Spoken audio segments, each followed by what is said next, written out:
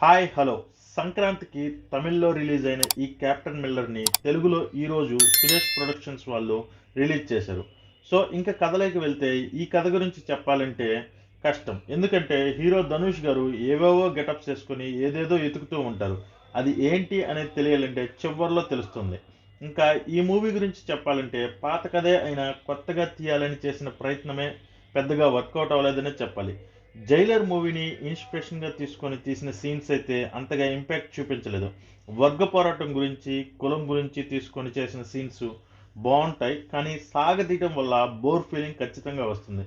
Interval ఒక పెద్ద scene ఉంటుంది, అది అలాగే అవ్వదు అలా అని మనల్ని స్క్రీన్ మీద నుండి పక్కకు తిప్పకుండా కళ్ళు పక్కకు తిప్పకుండా చూస్తాయంటే అది లేదు. ఇంక క్లైమాక్స్ ఆల్మోస్ట్ 40 నిమిషాలు ఉంటుంది, దాదాపు 700 మందితో ఉంటుంది. క్లైమాక్స్ అసలు ఇంపాక్టే చూపించలేకపోతుంది.